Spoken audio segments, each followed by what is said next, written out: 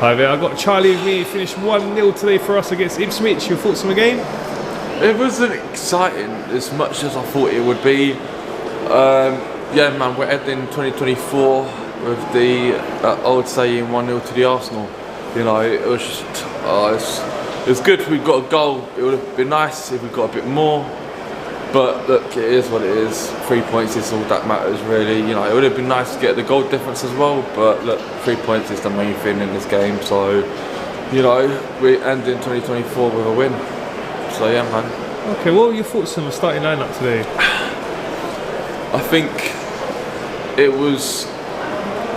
I was hoping for that team, to be fair, because you know I was hoping to see Martinelli in that team as well. Because look, Saka's out for weeks on end now, so someone needs to come in and fill that spot until Saka gets back.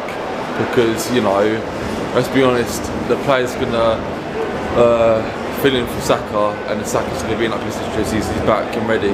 You know, so see Martinelli gets some more game time hopefully.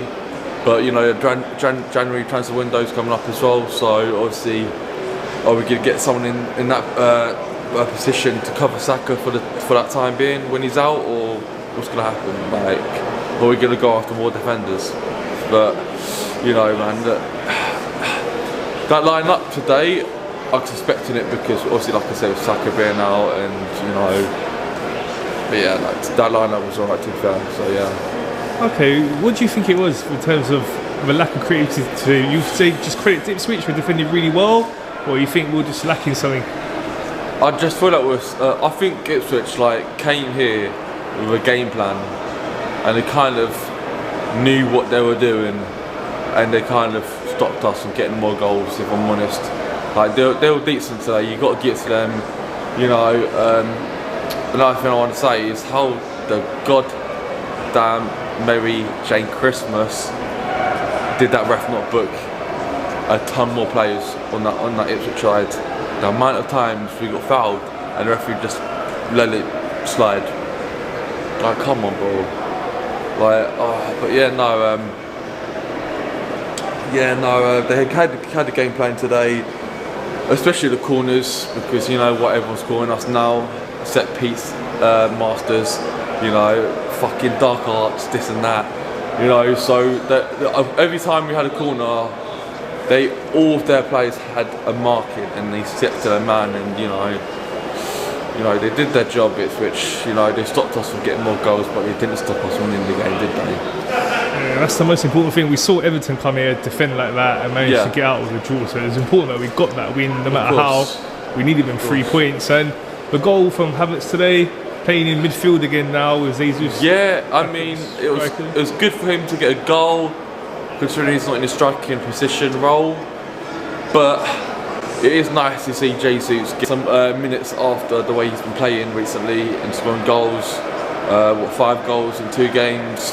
He's running about. He's trying to make spaces. You know, he's doing okay.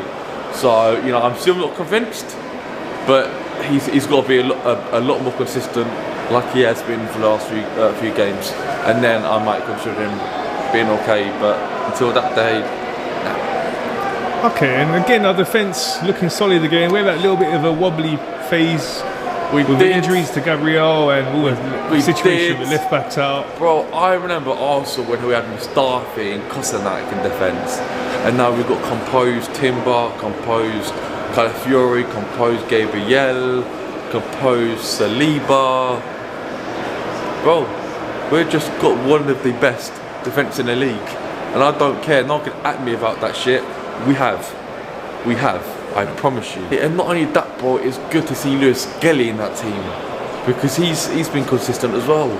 Like, honestly, bro, our defence is so good. Honestly, like some defenders, yeah, they'll lose the head when they're the 1-on-1 or you know, or like the situations. But Saliba and Gabriel and all these man, they're composed. Like they're switching man, they're holding man, they're holding them off on a strong basis, like using their body as well. Like, bro, no one at me. I don't care. Best defence in the league, no outs. Yeah, I saw a stat. In our last 3 home games, we were only giving away that 2 shots on target. before today. That just shows you that was against some decent teams like Man United. And not only that, one of our defenders has more goals than any other defender in the league. And we're talking about solid Gabriel, mate. Do you know what I mean? Saliba scored as well, man. It's, you know, it's crazy what we're doing on the training pitch. But, you know, our set piece master, coach, he's done a wonderful job. Yeah, for sure. So who would you give your man of the match to today? It's a hard one. No one was really that outstanding. No one's really outstood today.